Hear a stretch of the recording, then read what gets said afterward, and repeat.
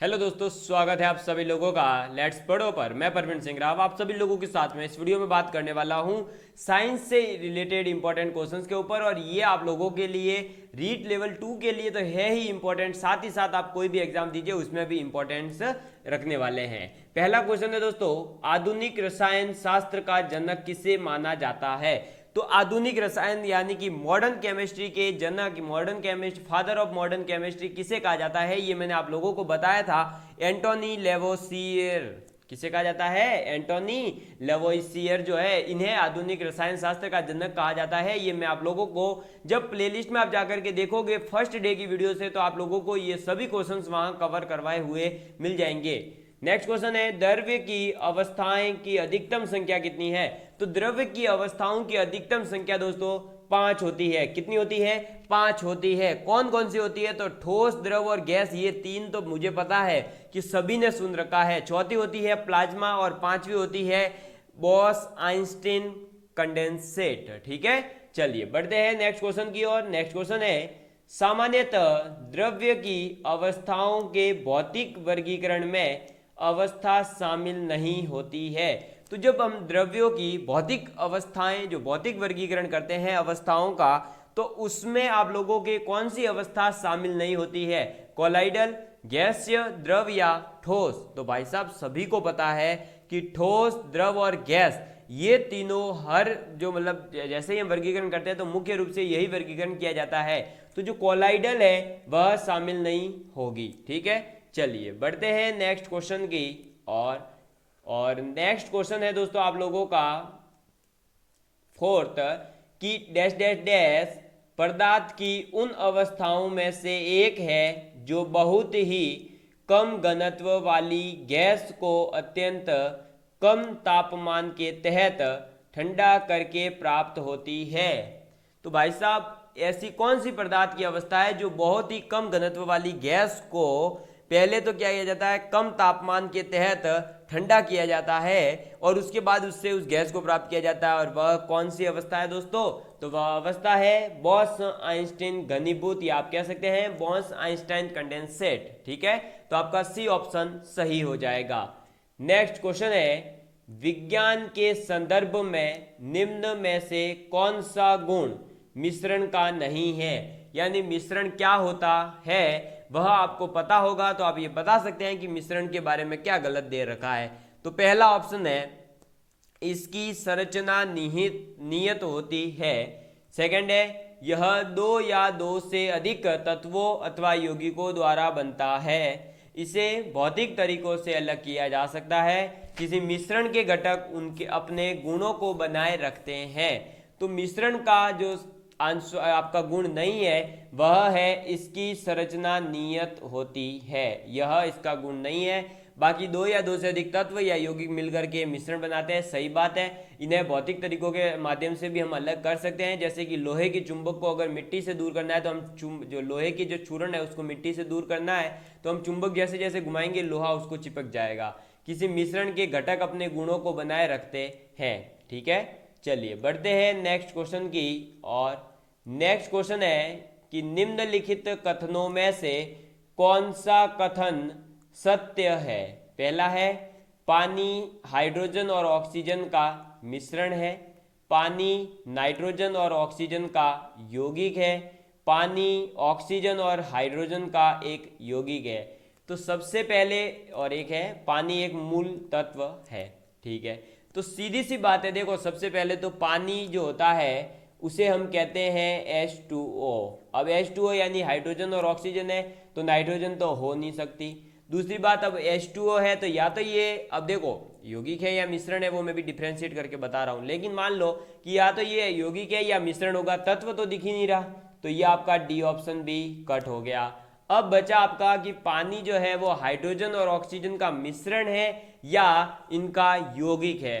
तो सीधी सी बात है दोस्तों, जो यौगिक होता है उसके अंतर्गत उसके तत्वों का क्या होता है, एक फिक्स अनुपात होता है। इसीलिए, और यहाँ आपको स्पष्ट दिख रहा है, हाइड्रोजन अगर 2 है तो ऑक्सीजन 1 होगी, तो ये 2 अनुपात 1 है, ये फिक्स है। तो पानी जो है वह ऑक्सीजन और हाइड्रोजन का एक यौगिक है, न कि मिश्रण। ठीक है, नेक्स्ट है, हवा एक क्या है भाई बताओ, शुद्ध मिश्रण है या केवल यौगिकों का मिश्रण है, केवल तत्वों का मिश्रण है, या तत्वों और यौगिकों दोनों का मिश्रण है। तो हवा जो है दोस्तों आप लोगों के तत्व और यौगिक दोनों का ही मिश्रण है। क्या है? तत्व और यौगिक दोनों का ही मिश्रण है, क्योंकि हवा के अंतर्गत तो बहुत सारी गैसें आ जाती है। आप hydrogen, oxygen, nitrogen, carbon dioxide, इसके अलावा नियॉन वियॉन, जो छोटी छोटी छोटी गैसें बहुत सारी है। तो हवा जो है देखो CO2, अब ये कार्बन डाइऑक्साइड, ये तो एक यौगिक है, सीधी सी बात है। तो यौगिक का क्या, और तत्व तो आपके नाइट्रोजन, ऑक्सीजन, हाइड्रोजन, ये सब जो है तत्व हो जाते हैं। तो हवा जो है वो दोनों ही यानी तत्व और यौगिकों का क्या है, मिश्रण है। चलिए बढ़ते हैं नेक्स्ट क्वेश्चन की और नेक्स्ट क्वेश्चन है दोस्तों कि किसी तत्व का परमाणु भार ज्ञात करने के लिए निम्नलिखित में से किसके साथ उस तत्व के परमाणु भार की तुलना की जाती है। तो किसी भी तत्व का अगर परमाणु भार हमें ज्ञात करना है तो हम किस तत्व के परमाणु भार की तुलना करेंगे। तो आप लोगों को पता है कार्बन 12 के 12वें भाग की तुलना की जाती है, यानी हम किसकी तुलना करेंगे, कार्बन की तुलना करेंगे। ये बात मैं आप लोगों को दोस्तों बता चुका हूँ जब मैंने आप लोगों को थ्योरी पढ़ाई थी। तो आप लोगों ने जिसने भी थ्योरी पूरी नहीं पढ़ी है, आप जो जाकर के प्लेलिस्ट में पहली वीडियो से देख लीजिए, आप लोगों के हर डाउट क्लियर हो जाएगा। ठीक है, चलिए बढ़ते हैं नेक्स्ट कि विश्व का प्रत्येक पदार्थ अत्यंत सूक्ष्म कणों से मिलकर बना होता है, यह सर्वप्रथम किसने कहा था। तो विश्व के जितने भी पदार्थ हैं वे सभी अत्यंत सूक्ष्म कणों से मिलकर बने होते हैं। यह किसके द्वारा कहा गया है। तो ये कहा गया है दोस्तों आप लोगों के किसके द्वारा, जल्दी से बताइए। तो ये कहा गया है कणाद ने। किसने कहा है दोस्तों, कणाद नामक जो वैज्ञानिक थे उन्होंने कहा था कि विश्व का प्रत्येक पदार्थ अत्यंत सूक्ष्म कणों से मिलकर के बना होता है। नेक्स्ट क्वेश्चन है निम्नलिखित में से कौन सा एक मिश्रण नहीं है। तो मिश्रण नहीं है तो वो क्या होगा, तत्व होगा या यौगिक होगा। तो या यौगिक ही होगा, यहाँ तो सब यौगिक दे रखे। देखो ग्रेफाइट, पीतल, कांच और इस्पात, इसमें से मिश्रण नहीं है, यानी आप लोगों को ये पता होना चाहिए कि वे सभी क्या है, यौगिक है। तो देखो भाई इस्पात है तो एक यौगिक है, पीतल एक यौगिक है, कांच एक यौगिक है, लेकिन जो ग्रेफाइट होता है वह एक प्रकार से क्या होता है, मिश्रण होता है। ठीक है, चलिए बढ़ते हैं नेक्स्ट क्वेश्चन की और नेक्स्ट क्वेश्चन पूछा जा रहा है कि निम्नलिखित में से रासायनिक यौगिक कौन सा है। कैसा यौगिक, रासायनिक यौगिक कौन सा है, वायु, ऑक्सीजन, अमोनिया या पारा। तो भाई पारा भी एक तत्व है, ऑक्सीजन एक तत्व है और वायु एक मिश्रण है, जबकि पूछा गया है रासायनिक यौगिक। तो अमोनिया जो है वह एक केमिकल कंपाउंड है। क्या है, केमिकल कंपाउंड है, यानी रासायनिक यौगिक है। ठीक है, चलिए बढ़ते हैं नेक्स्ट क्वेश्चन की और पदार्थ का परमाणविक सिद्धांत सर्वप्रथम किसने प्रस्तावित किया। तो पदार्थ का जो परमाणविक सिद्धांत है ये था कि परमाणु को हम जो है ना तो आगे विभाजित कर सकते हैं और ना ही यह जो है छोटे छोटे कणों से मिलकर बना है, इसे आगे हम विभाजित नहीं कर सकते हैं। ठीक है, ये कहा गया था परमाणु सिद्धांत में। ये पदार्थों का परमाणु सिद्धांत किसके द्वारा दिया गया था। तो ये दिया गया था जॉन डाल्टन के द्वारा, और जॉन डाल्टन ने कहा था कि परमाणु जो है उसे हम आगे विभाजित नहीं कर सकते हैं, यह सबसे सूक्ष्मतम कण है, यह अविभाज्य कण है। नेक्स्ट क्वेश्चन है किसी परमाणु के लिए जो प्लम पुडिंग मॉडल है, प्लम पुडिंग मॉडल क्या कहता है कि भाई जो पदार्थ है वह जो परमाणु होता है वह इस प्रकार से एक तरबूज के आकार का गोल होता है और उसके अंतर्गत जो आप लोगों के पूरा रेड रेड जो भाग होता है उसकी तरह इसमें भी फैला रहता है और ब्लैक ब्लैक जो इसमें बीज होते हैं वे इलेक्ट्रॉनों का स्थान रखते हैं। ऐसा परमाणु के प्लम पुडिंग मॉडल में कहा गया था और ये प्लम पुडिंग मॉडल जो दिया गया था वह दिया गया था जे थॉमसन के द्वारा। किसके द्वारा, जे थॉमसन के द्वारा। मुझे पता है कुछ लोगों के मन में आ रहा होगा कि कि ये थॉमसन नहीं थॉमसन है, तो हाँ बिल्कुल सही बात है दोस्तों। आप जो है जे थॉमसन कहे चाहे टॉमसन कहे, एक ही वैज्ञानिक का नाम है। ठीक है, चलिए बढ़ते हैं नेक्स्ट क्वेश्चन की और नेक्स्ट क्वेश्चन आता है दोस्तों हमारा कि एक परमाणु के 3 आधारभूत जो अवयव है वे कौन कौन से हैं। तो परमाणु के 3 आधारभूत तत्व आप लोगों को पता होगा दोस्तों, इलेक्ट्रॉन, प्रोटॉन और न्यूट्रॉन। ये 3 इसके आधारभूत तत्व या यौगिक या अवयव, क्या ये जो आधारभूत अवयव है, सॉरी, ठीक है। तो कौन कौन से हैं, देखिए प्रोटॉन, न्यूट्रॉन और इलेक्ट्रॉन। बी ऑप्शन आपका सही हो जाएगा। ठीक है, प्रोटॉन, न्यूट्रॉन और इलेक्ट्रॉन। दोस्तों आगे बढ़ने से पहले एक मोटिवेशनल कोट आप लोगों के लिए लेकर के आया हूं कि बैठे बैठे जिंदगी बर्बाद न कीजिए, जिंदगी मिलती है कुछ कर दिखाने के लिए, रोके अगर आसमान हमारे रास्तों को तो तैयार हो जाइए आसमान झुकाने के लिए। क्या बोला दोस्तों मैंने, बैठे बैठे अपनी जिंदगी बर्बाद मत करो। ये जो लॉकडाउन का समय मिला है इस समय का सदुपयोग करो, इसे व्यर्थ मत करो। ठीक है, जिंदगी मिली है आपको एक बार कुछ न कुछ करके दिखाने की, तो आप करके दिखाइए, अपने समाज को, अपने परिवार को कुछ करके दिखाइए कि हाँ मुझे एक जो जिंदगी मिली है मैं उसे सर्वश्रेष्ठ तरीके से जी रहा हूं। और रोके अगर तुम्हें कोई भी आसमान यानी कि कोई भी कठिनाई आपको अगर रोकने का प्रयास कर रही हो तो आप तैयार हो जाइए उस कठिनाई से मुकाबला करने के लिए, उस कठिनाई को हरा करके उस आसमान को झुका करके आगे बढ़ने के लिए। ठीक है, नेक्स्ट क्वेश्चन है द्रव्यमान संख्या किसका योग है। तो द्रव्यमान संख्या जो होती है वह किसका योग होती है दोस्तों, वह प्रोटॉन और न्यूट्रॉन का योग होती है। ये बात तो आपको पता होगी, लेकिन मैंने बताया था कि अगर आपको एग्जाम में क्वेश्चन में ये लिखा हुआ मिले कि न्यूट्रॉन परमाणु या उदासीन परमाणु के लिए द्रव्यमान संख्या किसका योग है, तो वहां आप इलेक्ट्रॉन और प्रोटॉन का योग भी कह सकते हैं और प्रोटॉन और न्यूट्रॉन का योग भी कह सकते हैं और इलेक्ट्रॉन और न्यूट्रॉन का योग भी कह सकते हैं। मेनली इलेक्ट्रॉन और न्यूट्रॉन का योग या प्रोटॉन और न्यूट्रॉन का योग, क्योंकि जो उदासीन होता है परमाणु उसके अंतर्गत प्रोटॉन और इलेक्ट्रॉनों की संख्या समान होती है।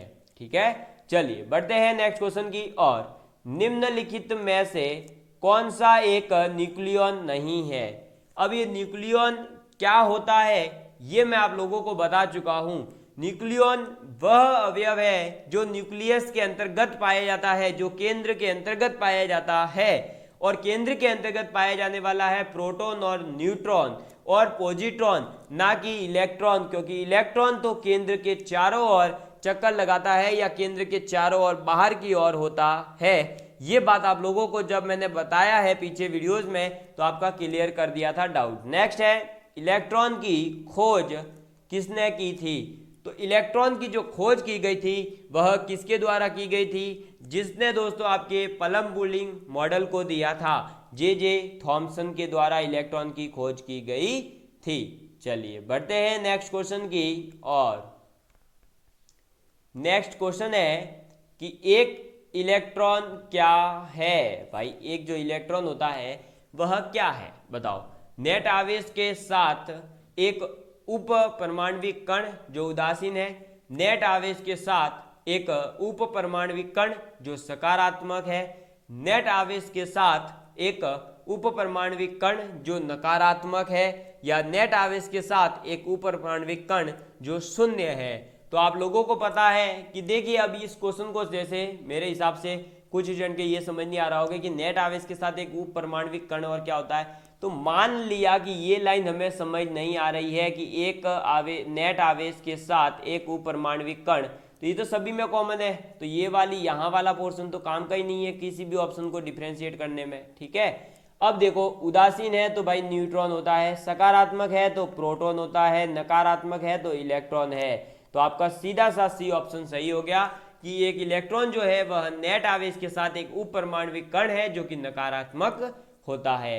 नेक्स्ट क्वेश्चन है जिन एक परमाणु कणों में सामान्य उप परमाणु कणों से विपरीत गुण होते हैं उन्हें किस नाम से जाना जाता है। यानी एक परमाणु कणों में सामान्य उप परमाणु कणों से विपरीत गुण जो होते हैं तो उन्हें हम किस नाम से जानते हैं। तो उन्हें हम किस नाम से जानेंगे भाई, सीधी सी बात है आप अगर किसी के विपरीत काम कर रहे हैं तो उसके लिए हम देखो, मैंने आपको हिंदी में भी पता होगा, प्रतिकूल, प्रतिद्वंदी, ये सब चीजें होती है। तो प्रति यानी आपके विपरीत होगा, तो प्रतिकण जो होता है उसे ही वही क्या कहलाता है, एक परमाणु कणों में सामान्य उप परमाणु कणों के विपरीत गुण प्रदर्शित करता है। नेक्स्ट क्वेश्चन है, इलेक्ट्रॉन का एंटी पार्टिकल क्या है, यानी इलेक्ट्रॉन का जो प्रतिकण है वह कौन सा है। तो इलेक्ट्रॉन का जो प्रतिकण होता है दोस्तों वह होता है पॉजिट्रॉन, जबकि इलेक्ट्रॉन आप लोगों को पता है कि केंद्र के बाहर होता है, जबकि पॉजिट्रॉन केंद्र के अंतर्गत होता है। नेक्स्ट क्वेश्चन है दोस्तों कि किसी पदार्थ में मुक्त और डैश डैश डैश की उपस्थिति उसे विद्युत का सुचालक बनाती है।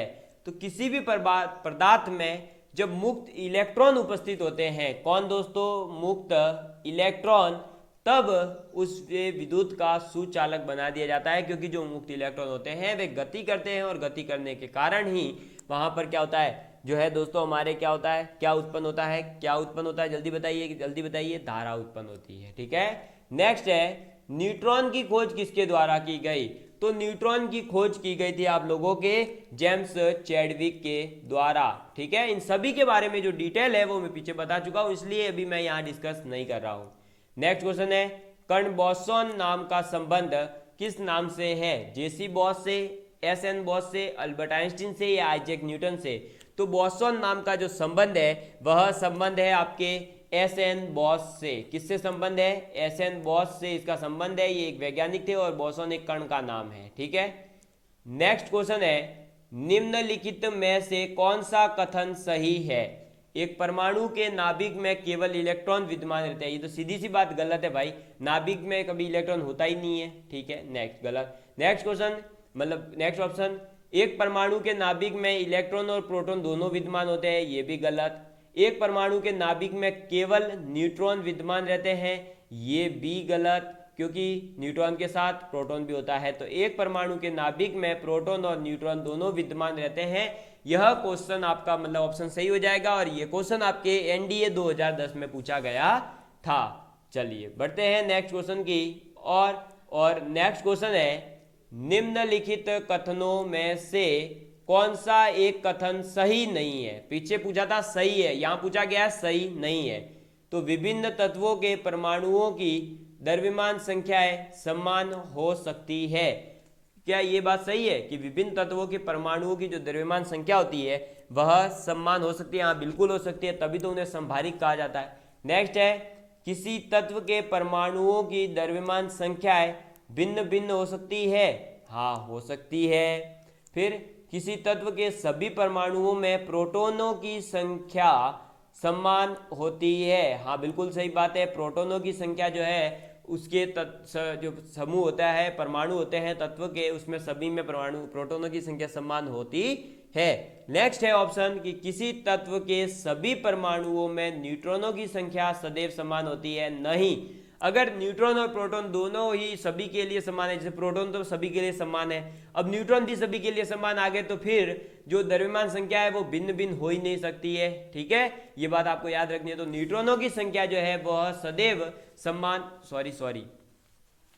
तो जो न्यूट्रॉनों की संख्या है वो कभी भी समान नहीं हो सकती है। तो ये ऑप्शन आपका गलत हो जाएगा कि किसी तत्व के सभी परमाणुओं में न्यूट्रॉनों की संख्या सदैव समान होगी। ठीक है, तो ये थे दोस्तों आज के आपके रीट लेवल 2 के लिए साइंस के इंपॉर्टेंट 25 क्वेश्चन। और मैं पहले जो केमिस्ट्री का पोर्शन कंप्लीट करवा चुका हूं, अब मैं केमिस्ट्री के क्वेश्चंस करवाऊंगा। उसके बाद में फिजिक्स स्टार्ट करेंगे, फिजिक्स के क्वेश्चन, उसके बाद बायोलॉजी के क्वेश्चन, और उसके बाद जो अलग जो सौर मंडल वगैरह के है टॉपिक उनको कंप्लीट करेंगे। थैंक यू दोस्तों।